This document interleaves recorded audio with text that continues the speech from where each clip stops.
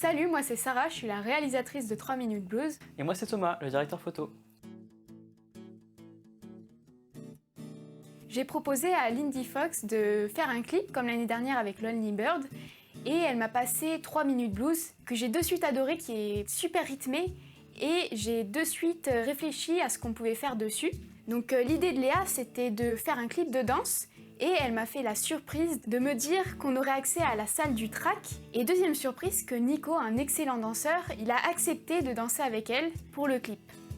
La petite histoire de la musique que j'ai voulu refléter à travers le clip, c'est qu'aujourd'hui les gens ils vont à 1000 à l'heure, ils n'ont pas le temps de souffler et pas le temps de danser. 3 minutes, d'où le titre de la musique 3 Minutes Blues, et aussi la montre dans le clip qui symbolise le temps qui défile. Avant le tournage, on passe par la pré-production. C'est là où je vais réfléchir à l'histoire. Je vais commencer à faire le storyboard, qui a été repris d'ailleurs plusieurs fois. Au début, on avait seulement 2 semaines pour tout préparer. Heureusement, le tournage a été reporté, parce que sinon, on n'aurait pas du tout été prêt. Au final, on a eu 1 mois de pré-prod en plus, ce qui a vraiment été bénéfique puisqu'on a pu préparer le tournage de A à Z et former une équipe technique. On a eu également 3 repérages, un premier pour voir les lieux et voir un peu les volumes, un deuxième où on a pu régler les lumières, et un troisième qui a été une répétition générale pour voir à la fois la choré et tester les mouvements de caméra. Avec ça, pour être prêt d'un point de vue technique pour le tournage, avec Adrien, on a fait le découpage technique. Donc le découpage technique, c'est le document qui rassemble tous les éléments techniques du tournage. On y voit par exemple des informations de lumière, la position, les couleurs, des informations sur la caméra, les objectifs à utiliser, la position, le mouvement à faire. On y a aussi ajouté des informations sur les accessoires ou aussi des effets pratiques sur le tournage, comme la fumée par exemple. Le découpage technique présente 2 avantages, celui de préparer le tournage à l'avance et de n'avoir aucune question à se poser sur le tournage. Une fois que le découpage technique est prêt, on passe à la préparation du planning. En effet, en général, on ne tourne pas le clip dans l'ordre puisqu'on cherche à être efficace. On prend à la fois en considération le fait que telle séquence va être simple alors que telle autre scène va être plutôt difficile d'un point de vue technique et va demander plus de temps. Et en particulier, sur 3 Minutes Blues, on n'avait qu'une seule journée de tournage, donc on était obligé d'être efficace. Et donc on va chercher à ne pas gaspiller le temps en limitant les changements d'objectif, parce que ça veut dire recalibrer le stabilisateur, et ne pas déplacer inutilement les lumières entre un plan large et un plan serré. Enfin, avant le tournage, on a fait une dernière réunion générale pour s'assurer que tout le monde connaisse son rôle et tout le monde connaisse le planning. Arrivé sur le tournage, tout était planifié, tout le monde savait ce qu'il devait faire. Au niveau des rôles, moi en tant que réal, je suis là en chef d'orchestre, je gère le jeu des acteurs. En pré-prod, je choisis l'histoire, je fais le storyboard et je choisis comment va être la caméra.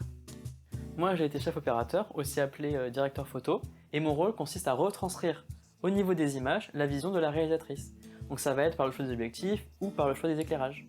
Pour ma part, j'ai participé en tant qu'assistant technique, donc j'ai aidé le chef op à l'installation des lumières, la préparation de la caméra ou au cadrage également.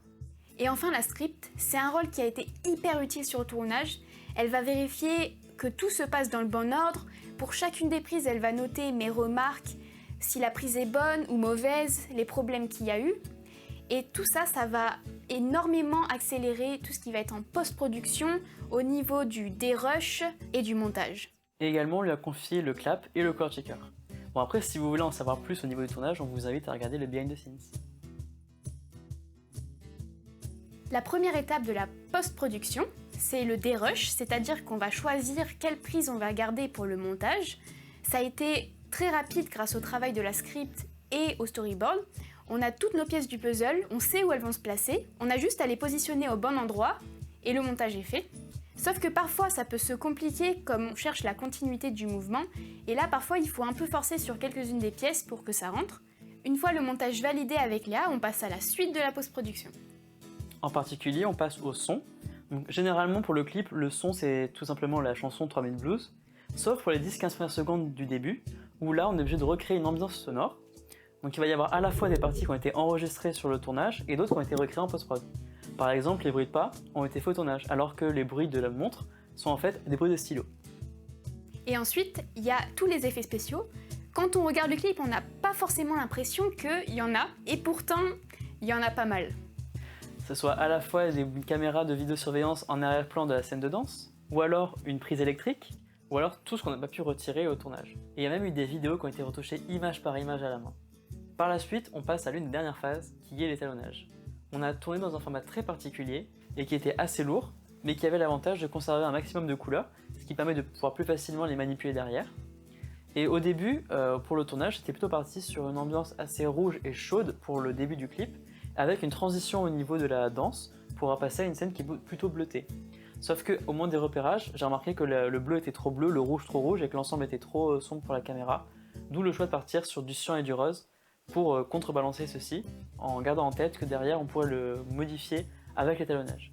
L'étalonnage permet également de mettre en avant certains détails, comme par exemple la montre qui est très importante pendant tout le long du clip, mais également ça va être rendre les yeux plus naturels, également retravailler les visages ou ajouter des lumières pour assurer la continuité.